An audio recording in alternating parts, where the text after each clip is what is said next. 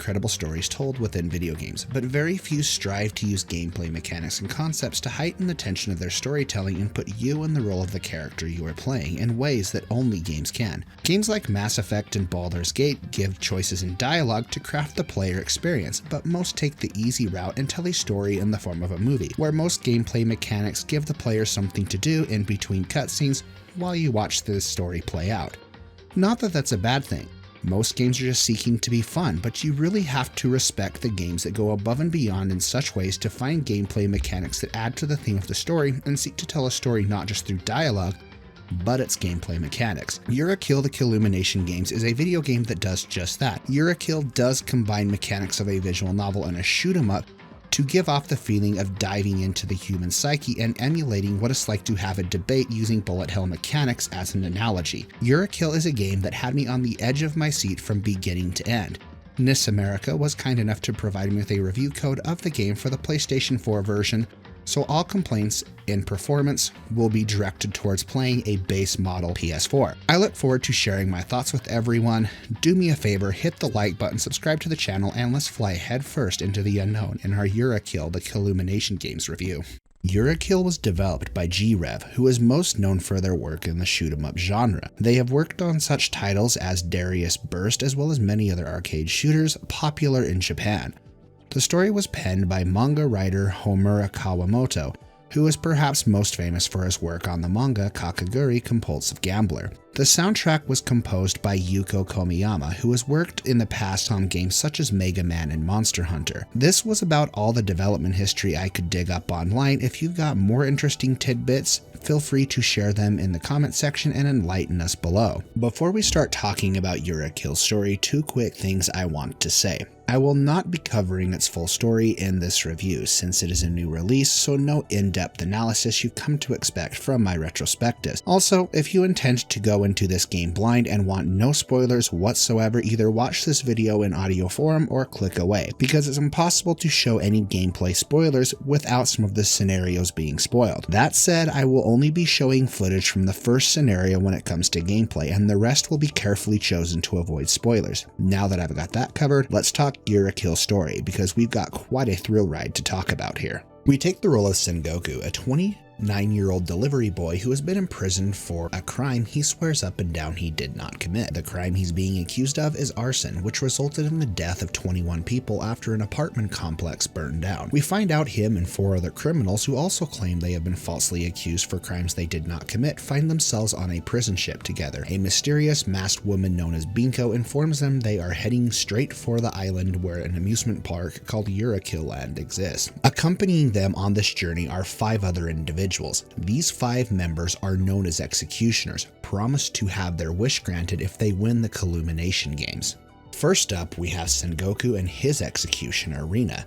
As previously stated, he is serving 20 life sentences for a crime he says he did not commit. His executioner, Rina, is a mysterious girl who seems not to trust him. We know little about her connection to Sengoku. Together, they make up the team called the Mass Murderers. Next up, we have the twin brothers, Futa, Raita, and their executioner, Kagura. Futa and Raita are also imprisoned for a death of the elderly couple they swear they didn't murder. Kagura is a snot-nosed, ill-mannered girl who has an annoying habit of calling the main character Gramps.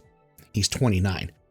Kinda felt insulting and makes me feel like I'm getting old. However, her connection to the twins is unknown. They make up the death-dealing duo. Next up, we have the pop idol sensation Hanuka and her superfan Ota. She has been accused of murder as well, though it doesn't insinuate she's necessarily innocent like it does the others. Ota, on the other hand, swears up and down she is innocent and vows to do anything to prove her innocence. They make up the Sly Stalkers. Perhaps the weirdest pairing is that of Gentoku and Izan. Gentoku is the son of Yurukill's CEO himself. Why he is here and what he did is unknown. He just knows his father sent him here for a reason. Izani is a timid girl who can't stop crying. First complaint, who thought this was a good idea?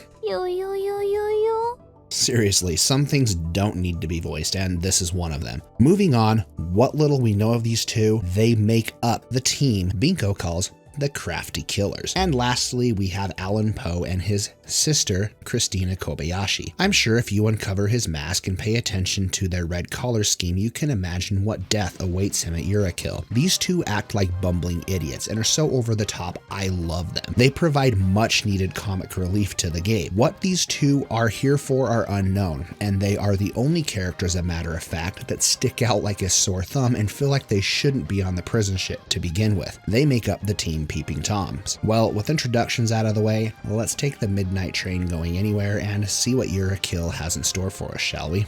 Okay, as I stated earlier, it is impossible to talk about gameplay without spoilers for the first scenario of the game. If you don't want Sengoku's reveal unraveled, I suggest you close the video or at least listen to it in audio form to avoid spoilers. That said, let's talk about gameplay. Yurukill is part visual novel and part bullet hell. Let's talk about the visual novel aspects of the game first. If you're familiar with series such as Danganronpa, Ace Attorney, and the Nonary games, the investigation aspects are going to feel right at home. Each amusement ride you visit will be set up like a crime scene. Your objective is to gather evidence to prove you didn't commit the crime. You see, the executioners have been promised for participating in the Calumniation Games they will be granted any wish that they desire, so it's up to the prisoners to convince their executioner they are not guilty. You will need to pay attention to details you uncover. Each area also has puzzles you'll get to solve by finding clues and objects to help you along the way. Some are really straightforward and others are not. While most are easy, there were a few that did trip me up for a good while. You'll be in first-person mode and your pointer will highlight items you can and need to investigate. Once you have completed the investigation, the trial begins. This is where the bullet hell style gameplay comes into play. And this is what I was also applauding the developers for using gameplay to line up with the themes. During the bullet hell segments, you are connected to a machine that links the two users' brains together and formulates a shoot 'em up stage to complete. You'll have to shoot and dodge your way past enemies and projectiles to make your way to the boss, who is the executioner. The goal is to convince them you're innocent. This is perfectly in line with the theme of the human psyche, and a very unique spin on how a debate actually takes place, and immerses you into its gameplay by combining that of a bullet hell. But it's a perfect allegory for how your mind works when trying to convince someone to see something your way and break down preconceived judgments or opinions they may have. It's oftentimes like trying to play mental gymnastics, trying to counter and rebuttal someone's arguments to get them to see your way. Each level has 3 stages, and at each end stage, you'll be given a task of defeating the boss. First is the test of skills to defeat the boss. Once you successfully defeat them, shields appear around them known as mental walls. Your next goal will be to break them down and get inside their head to break down any prejudice the executioner may have. This is where the clues you gathered come into play. By selecting the right evidence, you'll break through the final boss and get to fight their final form for that stage, and then they'll run off to the next round. During the third and final phase of the round, you'll be given a chance to go through a mental maze where you will be given a choice you have to answer. These are phrases to break through the final wall of defense, finally getting you into the executioner's innermost, deepest thoughts of their mind. And after defeating them, you absorb all of their damage and defeat them once and for all. Each defeated enemy will drop gems. Collect these and the meter will charge. Once your meter reaches 100, you will be able to unleash a devastating attack upon your enemies. These are most useful when saving them for boss fights. The last gameplay segment I want to touch upon is Yurukill. These small but short segments are just picking the right answers to convince your executioner you did not kill anybody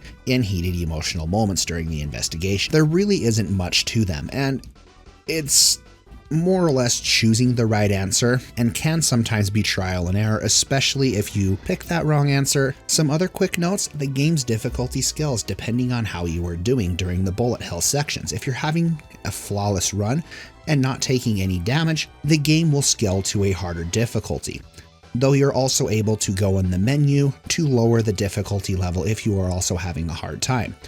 Once you do lower that difficulty level, there is no increasing the difficulty, so be sure you're ready to do so. The game will also give you that option if you do so fail. I really dig this game's soundtrack too. It is super sweet. It almost felt like Danganronpa and Mega Man had a love child. This is the best way I can put it.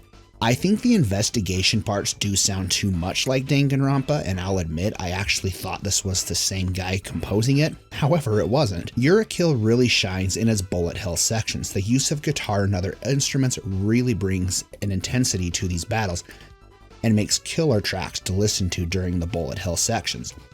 Kudos to the composer, she really knocked it out of the park. Graphic-wise, I think Yurukill looks alright. I appreciate the character design and detail that went into making each of them stand out. There are some minor hiccups in its frame rate and severe lag when loading sometimes. I was playing on a base PS4, so I can't confirm what it was like for other consoles, but if you have insight, feel free to let us know down below in the comment section. I've gotta say, Yurukill was very well paced. Each episode doesn't overstay its welcome, and there are just enough chapters to fulfill the game's narrative, and the bullet hell stages never throw extra curveballs. You're always going to have 3 stages per episode, and that's it. There are instances the dialogue could have been cut to shorten some of the story, but not enough to really take me out of the game or frustrate me too much. Some of the characters were too much to handle and could have been toned down some. There were a few puzzles I felt didn't lay themselves out very well, and honestly, I'm still unsure of how I solved them. Luck played a huge role for sure, but most were pretty easy to figure out, almost too easy to a fault.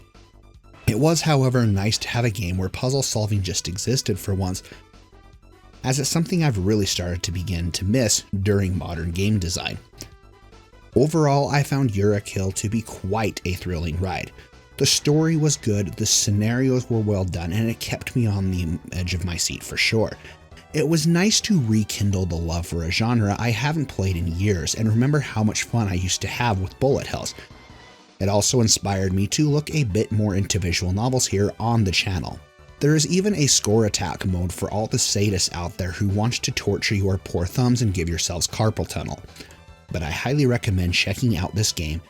Now, if you'll excuse me, I'm gonna go watch Kakaguri, since I have a curiosity to see what surprises await me there and explore Kawamoto's writing style even further. Until next time, stay safe out there, and most importantly, stay happy, be happy, game happy. Spoons is checking out.